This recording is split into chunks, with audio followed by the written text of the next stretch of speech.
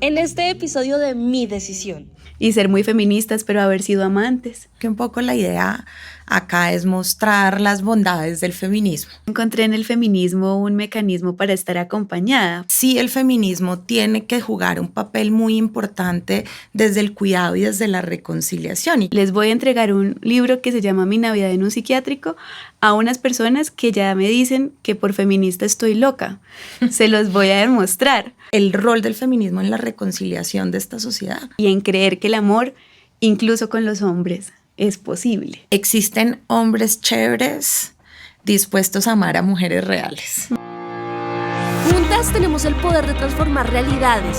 Lo hemos demostrado con el arte, en las calles y ganando litigios en altas cortes. Nos hemos encontrado en la lucha por nuestra libertad, por garantizar que podemos escoger nuestro futuro. Esto es Mi Decisión, la vida vista a través de los derechos reproductivos. Hola a todas las personas que nos están viendo. Esto es Mi Decisión, un podcast del Centro de Derechos Reproductivos. Yo soy Catalina Martínez Coral y hoy tengo una invitada que yo sé que ustedes quieren tanto como yo. Es nada más y nada menos que María Ángela Urbina, reconocida periodista, creadora de contenido, escritora, guionista de teatro y de cine, actriz y además de todo, reconocida activista feminista. María Ángela, muchas gracias por haber aceptado esta invitación. Para mí realmente es muy hermoso poder conversar con vos porque primero, siempre aprendo mucho cuando hablo con vos, pero segundo, además me gusta mucho la forma en que vos comunicás. Es una forma muy serena, muy pedagógica, así que sé que vamos a tener una conversación súper bacana. Cata, muchas gracias por hacerme esta invitación. Todo eso que tú acabas de decir sobre mí, yo lo siento exactamente igual del otro lado. Agradezco mucho tu trabajo, agradezco mucho el lugar que ocupas en el activismo feminista y también precisamente la forma en la que conectas con las personas y en la que pues lideras este trabajo tan importante que hace el Centro de Derechos Reproductivos. Ay, gracias, gracias por esas palabras. Mira, te cuento un poco mi decisión. Esto es como un experimento de podcast en donde lo que queremos es tener conversaciones con mujeres poderosas que admiramos, en este caso contigo, y que podamos reflexionar sobre aquellas elecciones que las mujeres vamos haciendo y el poder que nos da poder tomar esas decisiones y esas elecciones y esos campos que todavía nos quedan por construir y como por batallar. Y ahí cabe todo, ¿no? O sea, cabe desde las luchas más grandes, por ejemplo, por el derecho a decidir sobre nuestros cuerpos, hasta aquellas decisiones como ya mucho más íntimas y cotidianas que hacemos todos los días para reivindicarnos, ¿no? Como mujeres en esta sociedad. Y yo quisiera con vos hoy tener una conversación sobre el feminismo y sobre las bondades del feminismo, porque siento que es un tema que has explorado mucho en tu trabajo. Y creo que pues ahí pueden salir conversaciones muy hermosas que nos permitan entender más sobre las virtudes de esta palabra, ¿no? El feminismo. Y con ello, entonces, quizás empecemos con la pregunta más obvia, ¿no? Y es, ¿cómo llegaste vos a identificarte como feminista? O sea, ¿cómo fue ese día que te levantaste y dijiste, soy feminista? ¿O cómo fue ese proceso? ¿Y qué tanto ha aportado ese feminismo a tu vida? Bueno, pues lo que pasó fue que yo encontré en el feminismo un mecanismo para estar acompañada, porque intuiciones feministas había tenido desde pequeña, solo que no tenía cómo nombrarlas. Uh-huh. Yo crecí en una familia de mujeres, mi bisabuela, mi abuela y mi mamá, todas pues criaron por su cuenta. No me gusta ya decir madres solteras porque la soltería no es un estado civil decir madre soltera, pero pues bueno, así es como se les conoce. Ellas criaron por su cuenta y todas las tres repitieron la historia de la anterior en lo romántico. Todas tuvieron una historia de amor tormentoso con un hombre que se fue y entonces en esa medida pues yo ya crecí en una familia que me hacía generarme muchas preguntas. porque, por ejemplo, yo no vivía las violencias que se vivían muchas veces en las casas de mis vecinos, que sí eran como familias con papá, mamá, niños y perros, y yo no tenía esas historias, pero sí veía muchos esfuerzos, ¿no? En casa, y la gente a nuestro alrededor decía que a mí me habían criado mujeres muy valientes y muy berracas, pero yo desde adentro veía cuáles eran los costos de esa valentía, porque la valentía por obligación nunca es chévere. Entonces yo veía lo que eran esos esfuerzos para su vida emocional, en términos de renuncias para el goce, para el disfrute, y esa valentía me parecía un peso y siempre me sonó extraño que desde afuera se viera como tan romantizado y admirable la idea de estas mujeres sacando adelante a sus hijas solas y que desde adentro, en cambio, de verdad una pudiera sentir el peso que eso traía.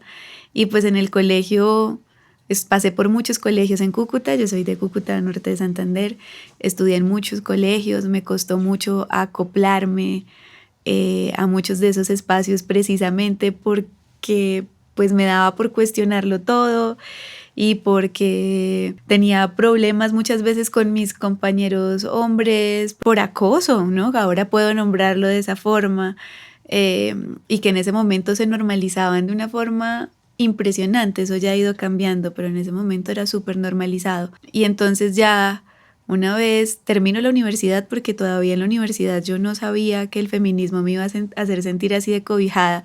Fue post-universidad cuando me voy a trabajar a una empresa de sistemas de calefacción en Estados Unidos para poder aprender inglés. Era una empresa que vendía eso, como cables para poder tener los pies calientes. Y allá encontré trabajo y allá me fui a estudiar inglés, y mientras trabajaba vendiendo sistemas de calefacción, pues tuve mucho tiempo de leer, y de leer feminismo, y de leer ese feminismo gringo que es tan atractivo desde lo comunicativo y que me supo cómo conquistar muy bien. Y yo dije, claro, mira, esto es lo que yo soy, aquí tengo una tribu.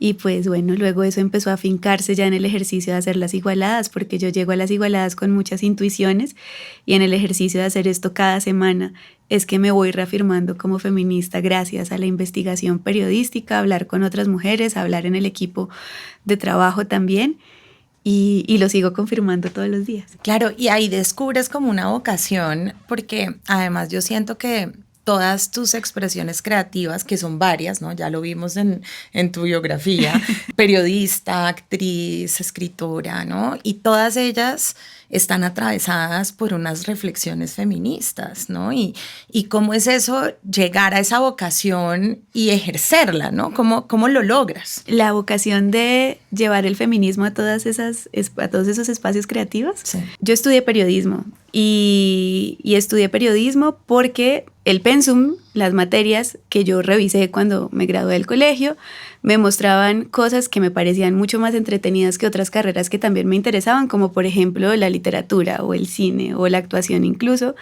y era que me permitía como viajar entre formatos. Entonces, en la escuela de periodismo en la que yo estudié, pues tú puedes ver una clase de crónica y noticia y escribir un montón, pero también ves clases audiovisuales y también tienes materias de literatura, porque esas herramientas le sirven al periodismo, y eso me parecía el pensum más divertido del mundo. Entonces, por eso estudié periodismo. Y luego ejercí periodismo durante 7, 8 años.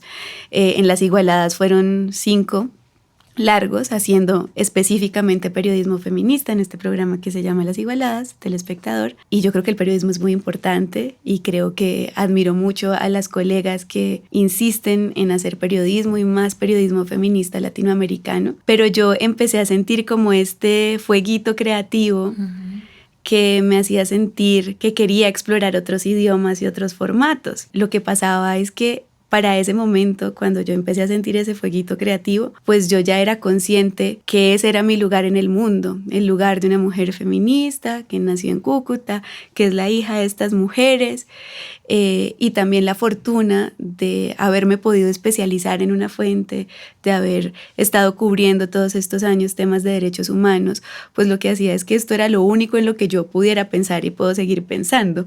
Es una elección consciente que hago, pero sobre todo también es que eso soy. O sea, en esas historias es en las historias que pienso, esas son las conversaciones que tengo con mis amigas.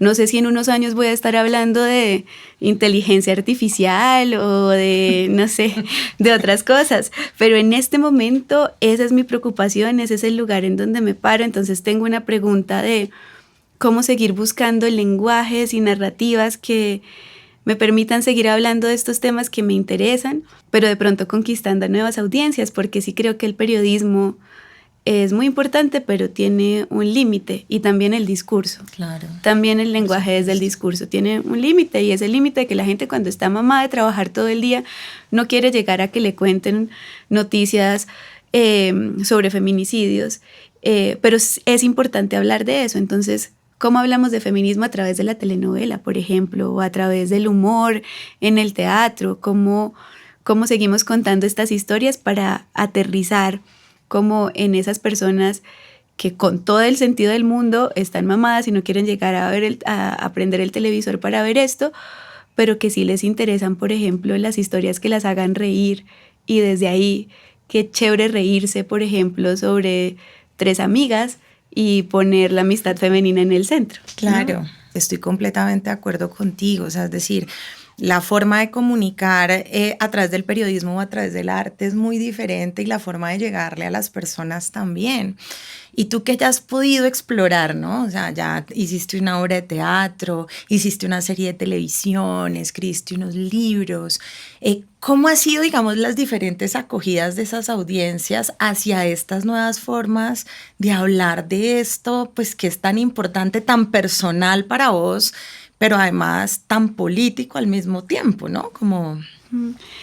Pues es muy interesante, porque sí que he podido como entender los alcances que tienen estos distintos caminos. Entonces, por ejemplo, las personas que se toman el trabajo y que hacen la inversión de comprar un libro son personas que son distintas a las personas que comparten tu video en internet. Algunas se repiten. Por ejemplo, hay muchas personas que llegan y han llegado a mis libros porque me conocen de internet, por supuesto, pero no todas. Hay unas que llegaron a mi primera novela, que se llama Mi Navidad en un psiquiátrico, primero, y después me buscaron y me encontraron. Y entonces lo que yo creo es que, por ejemplo, ese público de lectoras y lectores es un público que se toma pausas, que se toma el tiempo para masticar las cosas, que está buscando también un sentido de la identificación con eso que lee, y en esa medida, pues por lo menos en mi caso, la literatura impresa y la prosa me permite ser brutalmente honesta. Yo tenía mucho miedo cuando escribí Mi Navidad en un psiquiátrico, porque yo empecé a escribir ese libro antes de graduarme de la universidad. Lo que eso significa es que las igualadas no existían. O sea, yo no tenía como una vida como una persona digital pública que hablara de feminismo, y en el proceso de que ese libro estuviera listo, que me tardé 2 años, de 2 a 3 años en escribirlo y terminarlo, pues pasaron las igualadas, y entonces ya había una comunidad de personas que me conocía por hablar de feminismo, y yo le decía a mi editora, mira, les voy a entregar un libro que se llama Mi Navidad en un psiquiátrico a unas personas que ya me dicen que por feminista estoy loca, se los voy a demostrar. Y ella me decía, yo les daría el chance. Y sí, por supuesto hubo de eso, pero lo que recibí en cambio fue como un abrazo muy profundo de esas lectoras que en realidad pues estaban buscando como conectar desde la identidad propia, y yo también me encontré conectando con ellas. Pero hoy, por ejemplo, la comunidad con la que converso en internet es una comunidad que también me ha traído unas cosas maravillosas, y también que ha ejercitado mi creatividad de muchas formas, porque yo disfruto tanto pensarme en un TikTok como pensarme en un libro, solo que sé que son procesos distintos para audiencias distintas. La de internet seguramente es una audiencia más masiva, porque pues dar un like no te cuesta nada, comprar un libro te cuesta. Pero esa audiencia que está en internet también reta mi creatividad en el sentido como de la rapidez y de la concreción, y de cómo hay que contar cosas en menos tiempo y cómo a esas cosas hay que darles ritmo, mientras que en los libros me puedo permitir el tiempo, la honestidad, explayarme, porque sé que eso va a conectar con esas audiencias. Y ya el teatro, la escritura de guión, pues jugar con las imágenes, ¿no? Que es otra cosa y otro tipo de entretenimiento. Entonces, como que aprendo mucho de todas esas audiencias y todas esas audiencias nutren mucho los procesos creativos. Espectacular. Sí.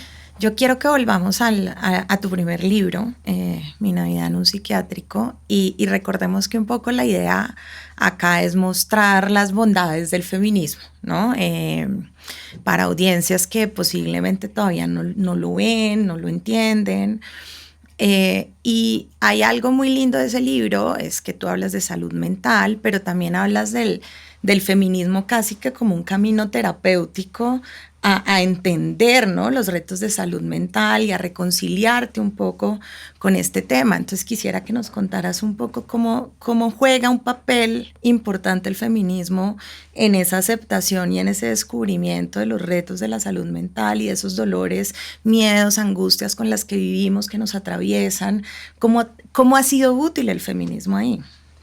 Ha sido muy útil porque sobre todo me ha permitido ser más compasiva conmigo misma y eso hace que necesariamente una sea más compasiva con las demás. Uh-huh. Entonces, antes del feminismo, los juicios sobre mis decisiones, sobre mis errores en esas decisiones o lo que podía yo llamar errores,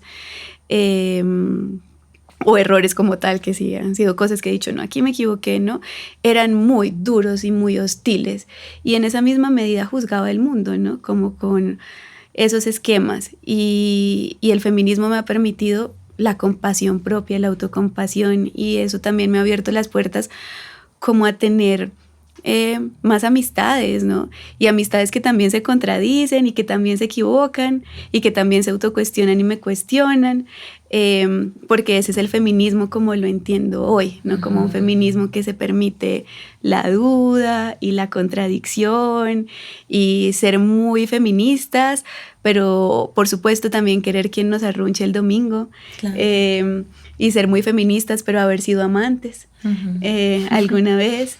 Y sobre todo para mí el feminismo es permitirse como la duda y la conversación propia, el autocuestionamiento, ¿no? Como que para mí es una de las características principales. Entonces yo sí creo que el feminismo y la conversación sobre la salud mental es muy importante desde ahí.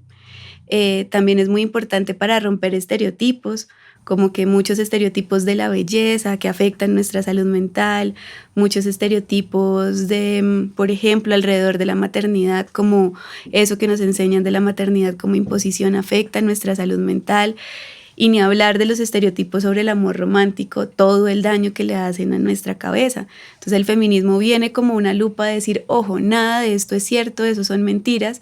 Y eso lo que hace es empezar a mejorar tu salud mental de muchas formas, porque además, pues la fácil desde la medicina psiquiátrica liderado por hombres ha sido llamar a las mujeres histéricas y locas y decir que somos más depresivas que los hombres, pero pues está estudiadísimo y probadísimo que es verdad que sufrimos más de depresión estadísticamente hablando, pero eso tiene que ver con la violencia sexual, con la violencia intrafamiliar, con que salimos a la calle y nos gritan cosas, con que la casa, que debería ser el lugar más seguro para cualquier persona, es el lugar más inseguro, y dime cómo no, pues cómo no te deprimes en un mundo así. Cuando entendemos que no es como, ay no, es que yo no sé, es que yo no soy lo suficientemente, yo no tengo el suficiente amor propio, o es que yo no soy lo suficientemente empoderada para que estas cosas no me importen, sino que la verdad es que hay una estructura social que es más grande, que definitivamente va a afectar nuestra salud mental, pues es muy liberador. Claro, hay un proceso propio y terapéutico que tendrás que hacer, ir a terapia, en fin, trabajar desde adentro, pero no hay nada más poderoso para la salud mental que salir a marchar con las amigas el 8 de marzo, y no hay nada que a mí me haya ayudado más a salir de la tristeza, de hecho a trabajar en la felicidad, que el activismo feminista. Sí, sí, sin lugar a dudas, yo estoy de acuerdo, y hay algo de lo que dijiste que me quedó sonando, y es esa imagen del feminismo como detonador de la compasión consigo mismo, pero que al final esa compasión con uno termina siendo también una compasión con el otro, ¿no? Y la mirada del feminismo como entender, tratar de entender al otro, solidarizarse con esa otra persona, muchas veces inclusive reconciliarse con personas que pueden ser muy diferentes a uno. O sea, me gusta mucho esa mirada porque finalmente creo que sí, el feminismo tiene que jugar un papel muy importante desde el cuidado y desde la reconciliación. Y yo quisiera ver tú cómo ves al feminismo, el rol del feminismo en la reconciliación de esta sociedad. Es el lugar en el que yo me paro en este momento. Y he pensado mucho en unas versiones de mí menos reconciliadoras. Que eran la María Ángela de hace 5 años. Tengo 30 ahora, ¿no? La María Ángela de los 25 estaba en la primera línea feminista. Y eso fue muy importante para mí. Y creo que pararse desde la rabia sigue siendo muy importante para los movimientos feministas y lo sigo respetando mucho. Porque pues la rabia es el motor que le activa a una las preguntas y que te dice esto es injusto, esto es injusto. Y seguramente sin rabia no llegamos a esa conciencia. Y yo he decidido también no reconciliarme con personas que han pasado por mi vida porque no coincidimos en los valores que defendemos, por ejemplo, ¿no? Entonces he terminado relaciones de amistad por situaciones de violencia. Y yo no sé si la María Ángela del presente actuaría de esa misma manera, pero igual, y sí que admiro a esa pelada. Sí, claro. Sí que admiro a esa pelada y sí que admiro como esa fuerza, porque se necesitaba mucha fuerza. Se necesitaba como tener el cuerpo muy adelante para dar esas batallas, para decir este es el límite y este límite no paso. Y eso era muy necesario porque era, al menos en lo personal, mi despertar feminista. Y si los límites no estaban así de claros y expresos, pues seguramente nunca habría entendido que, no sé, que no es no, por ejemplo, ¿no? O sea, si la frase no es así de clara y sin matiz, una no despierta, no es no. Claro. Pero hoy habito el matiz. Hoy le doy permiso a la complejidad. Y de nuevo, para nada que me arrepiento de ese camino, claro, de ese camino vivido, y siento que también las amistades que se fueron están bien idas. Claro. Sí, como que eso me permitió rodearme, por ejemplo, de muchas más mujeres, construir amistades con personas que no me exigían como feminista ser la pedagoga constante, sino que estaban dispuestas a aprender conmigo y también a ayudarme a mí a crecer, porque yo también tengo un montón de dudas e imperfecciones y estar en el lugar de la que enseña no me hacía para nada bien.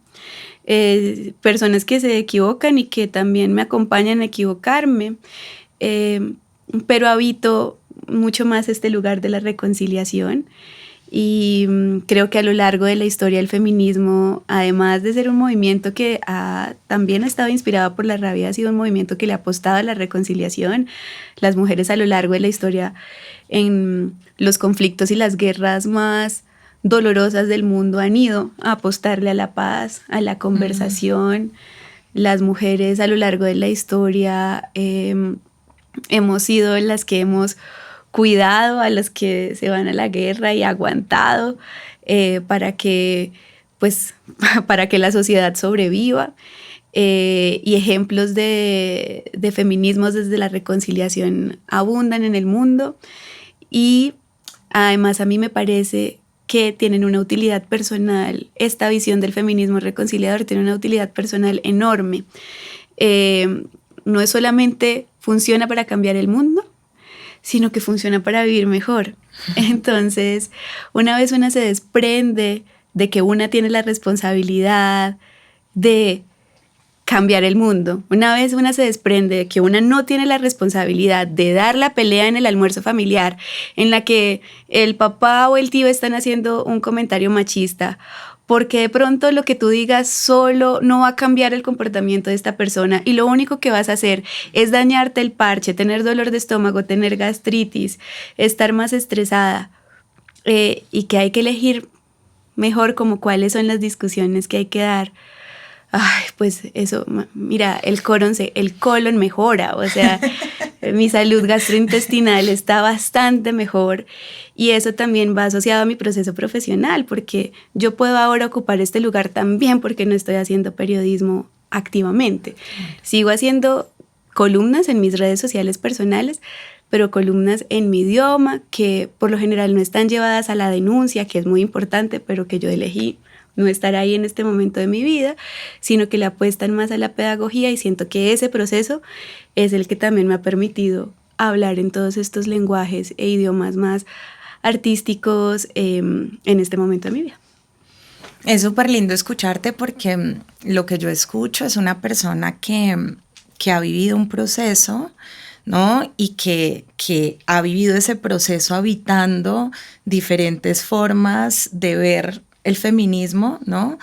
Y al final un poco la vida es eso, ¿no? O sea, la vida es experimentar, aprender, ir evolucionando o ir tomando diferentes posiciones y es súper bonito también entender que el feminismo lo podemos habitar desde diferentes lugares y que nadie nos puede decir cómo es una mejor manera de habitarlo porque cada quien está viviendo su propio proceso y eso me parece súper revelador, súper lindo y tranquilizante también, porque, juepucha, somos feministas, pero no somos perfectas, somos humanas, estamos atravesando la vida y estamos viviendo. Y vivir es esto, ¿no? Es sentarnos acá, tener esta conversación y tertuliar. Uh-huh. Y en eso, entonces, yo quiero que hablemos de algo súper bonito también, que además abordaste en tu tercer libro, ¿no? Y es ese libro de Dejar en visto tu dejada en visto. Y es un poco esa reflexión sobre el amor, ¿no? Y la deconstrucción del amor romántico, pero la deconstrucción del amor romántico no para decir no amemos, sino al contrario para decir amemos con más responsabilidad afectiva, amemos con una mirada feminista. Entonces, nuevamente, traigamos la bondad del feminismo a la conversación. ¿Cómo se llega a esa reflexión, no? O sea, ¿cómo se llega a esa reflexión de amar con una mirada feminista? Pues es que es muy personal y es muy político, porque ustedes saben que lo personal es político. Y yo entiendo muy bien a mis amigas y a mis amigas feministas para quienes la revolución está en no casarse. Uh-huh. Porque crecieron en familias en donde los ideales del amor romántico eran esos en donde se paraba la violencia. Y sí, en las mentiras que nos contaron del amor romántico, ahí se para la diferencia de poder entre los géneros y por lo tanto ahí es donde está fundamentada para mí la violencia contra las mujeres. Uh-huh. Ahí esa es la semilla. Pero pues yo crecí en una familia como la que les describí, en una familia de mujeres criando solas. Entonces, desde ahí, para mí, la revolución está en armar comunidad y tribu, claro. en construir una idea de familia y en creer que el amor, incluso con los hombres, es posible. Uh-huh. Porque pues la forma en la que yo me crié era una familia que sí era muy amorosa, por supuesto, pero en donde renunciaron todas las mujeres de mi familia a la idea de los hombres porque pues todos salieron mal. Pero si son la mitad de la población, mi pregunta sería realmente triste que no podamos construir relaciones amorosas con la mitad de la población. No podríamos habitar este mundo. Yo necesito creer que eso es posible, porque si no, de verdad, pues nos iríamos a la guerra ya mismo, ¿sabes? Como la guerra de los géneros. Y tendrían que desaparecer los hombres y pues eso no es ni viable ni lo que queremos, extrañaríamos a muchos de ellos. Entonces, pues yo siempre le he apostado como a esta idea esperanzadora, incluso en los momentos más entusados, siempre he creído en el amor y luego cuando me poseyó el feminismo por completo y me llegó toda esta deconstrucción, pues por supuesto lo primero que hice fue cuestionarme todos los ideales del amor romántico y preguntarme si yo quería construir una relación amorosa con Juan Pablo, que hoy es mi esposo, pensando que el man era uno de los buenos. Y yo dije, si yo estoy pensando que el man es uno de los buenos, estoy jodida. Porque, primero, pues porque estadísticamente pues las cuentas no dan, como sí, o sea, como que una va a un evento feminista y yo siempre pregunto cuando el espacio es mixto, quiénes se han sentido como agredidas alguna vez pues por un hombre, y todas las peladas siempre levantan la mano, todas las mujeres que asisten levantan la mano, todo el mundo tiene los ojos cerrados, y luego le pregunto a los hombres quién alguna vez ha sentido que ha cometido alguna violencia y ninguno levanta la mano. Las cuentas no dan. Entonces las cuentas no me daban tampoco desde lo racional para pensar, no, es que yo me levanté a uno de los buenos. Mis abuelas, mis primas abuelas en Ocaña, cuando llevaba yo a Juan Pablo, todas se emocionaban un montón de que el man lavara platos y me cuidara cuando estaba enferma. Entonces, ay mamita, sí, no, es que usted se consiguió el que era.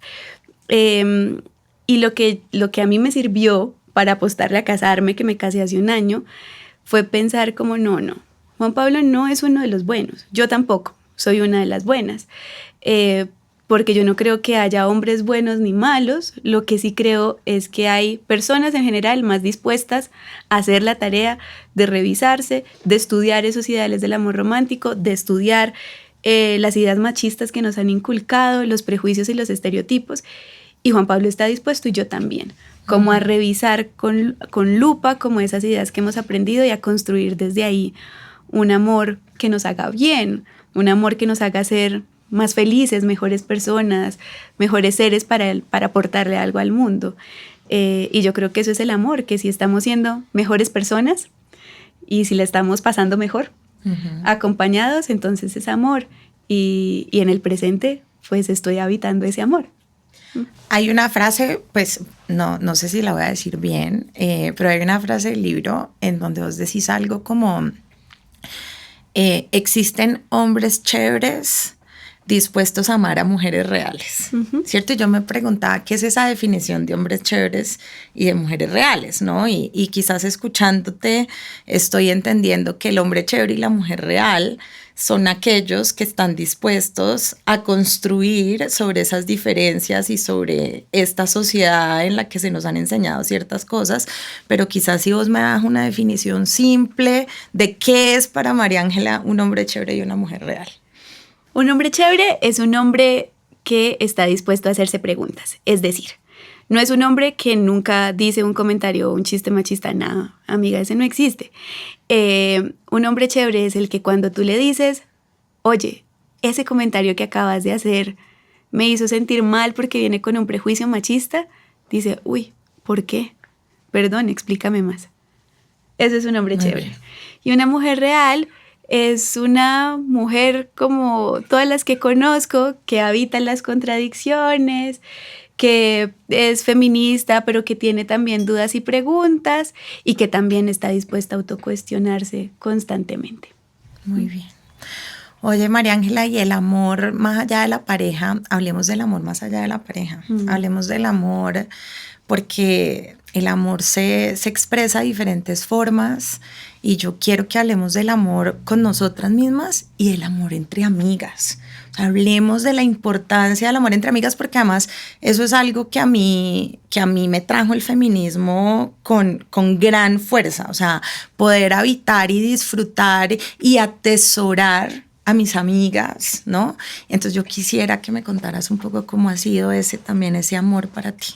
Sí, hay una cosa que yo escribía en el libro y es que yo no quiero ser feminista porque pueda con todo sola, o para poder aprender a poder con toda sola, que para mí esa es una idea falsa del feminismo que a veces nos han vendido en la publicidad, pero que el feminismo lo que en realidad me ha ayudado a mí es a vivir cada día mejor acompañada. Y eso pues en este momento aplica para mi relación de pareja, que el feminismo nos ha nutrido mucho por supuesto, pero sobre todo ha aplicado para tener cada vez más una red de amigas que me sostiene y en donde también sostengo y que es hermosa y diversa. Hace poquito una amiga que quiero mucho, que se llama Eliana, se fue del país. Y entonces me senté como a pensar en medio de mi duelo. Se fue del país muy feliz a cumplir sueños, pero pues yo obviamente, a pesar de estar feliz por ella, estaba en mi duelo. Me dio muy duro y me senté a procesar por qué me estaba sintiendo como me estaba sintiendo. Y entonces escribí, porque siempre escribo a ver si me entiendo, ¿no? Cuando estoy triste siempre escribo. Y escribí que las amigas son espejos. Y son unos espejos muy importantes porque yo antes de tener amigas me juzgaba muy duro, pero que viéndome en el reflejo de las amigas, en ese espejo, había aprendido de ellas. Entonces, una de las cosas que descubrí es que las amigas son espejo, y creo que mejor voy a leer porque pues lo escribí, entonces mejor leer lo que ya escribí. Un espejo es lo más obvio, fue lo primero que descubrí porque solo pude verme con claridad cuando tuve una amiga. Antes, un poco por miopía, otro poco por prejuicio, mi reflejo quedaba distorsionado, culpable. Siempre la Eva que mordió la manzana y se merece el castigo. Mis amigas, es decir, mis espejos, me dejaron verme por primera vez en ellas mismas. Enormes y hermosas, equivocadas y conscientes, cayendo y preservando la memoria de cómo seguir caminando. Porque hay una cosa muy importante que solemos decirnos mucho en mi parche de amigas y es: dite eso a ti misma a la próxima, ¿no? Eso que una le dice a la otra con tanta claridad sobre su valor, por ejemplo, sobre tú vales todo esto, tú eres este ser que hace todo esto y que entrega de estas formas, tú no te mereces el trato que te estás dando a ti misma. Es muy importante luego uno aplicárselo. Sí, y tener una amiga que te lo recuerde, tener una amiga como espejo que te recuerde que tú también eres así como la estás viendo, pues es una cosa muy importante. Yo no sé dónde estaría sin esa tribu en este momento.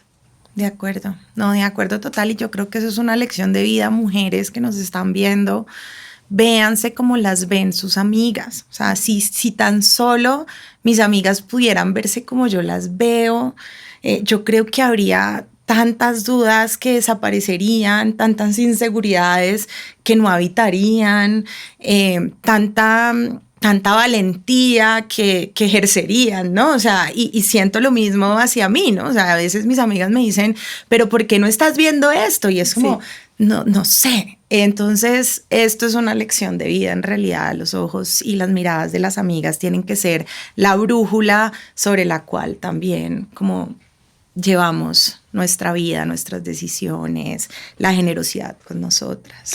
Sí, y recuerdo que también escribí una cosa que me parece muy divertida sobre la amistad entre mujeres, y es que una amiga es una espía. También.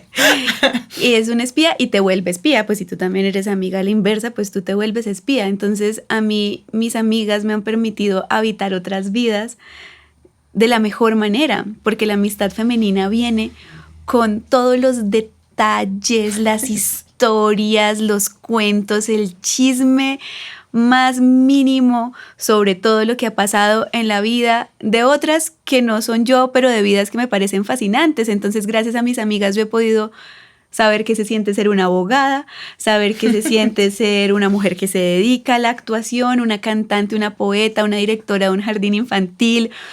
Mis amigas me han permitido habitar esas vidas y además han habitado la mía, porque son espías, pero no son espías pasivas, sino espías como James Bond, que igual y tenía como injerencia política, ¿no? Sí. Como en las decisiones sí. de amigas así con injerencia política que también, pues entonces van a aportar a la toma de decisiones de una forma muy importante. Y ser espía es una delicia, la amistad. Ojalá los hombres se pudieran comunicar entre ellos de formas más parecidas a las formas en que nosotras nos comunicamos con nuestras amigas, porque sí que compartimos la vulnerabilidad. Sí. Sí, de acuerdo. Y a los hombres también pues es el mismo sistema el que les ha arrebatado esa posibilidad, ¿no? Los hombres también como víctimas del sistema es una cosa impresionante.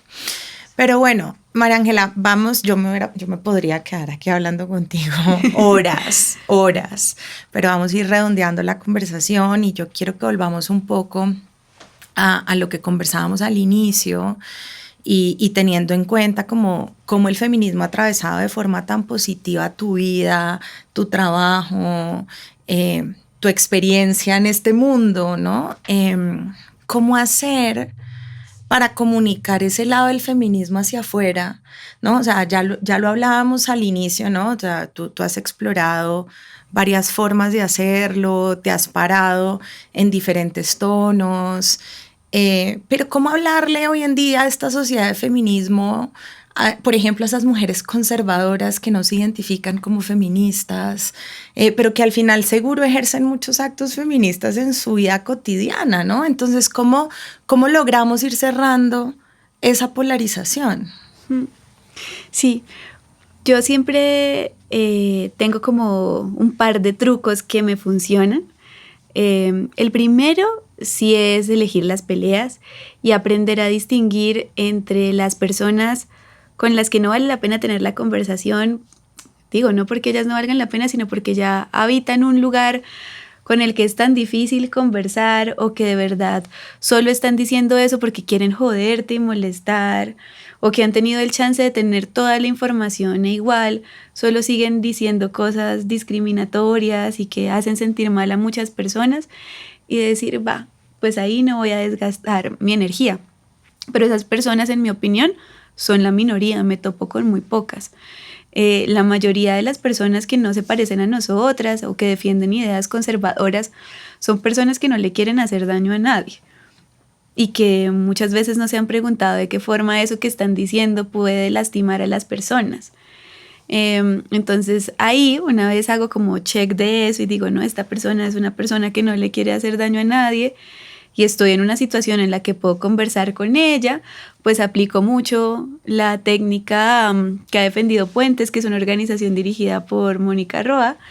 Y Mónica habla mucho de la diferencia entre el verbo ser y estar, y es muy chévere porque es muy distinto decirle a la persona, oye, eres un machista, que decirle, hey, ese comportamiento que acabas de tener está siendo un comportamiento machista, estás teniendo una actitud machista. Porque en el verbo ser, pues tú lo condenas, es como su identidad, no hay posibilidad para el cambio. Con el verbo estar es una cosa transitoria que está pasando en presente y le das la oportunidad de cambiar.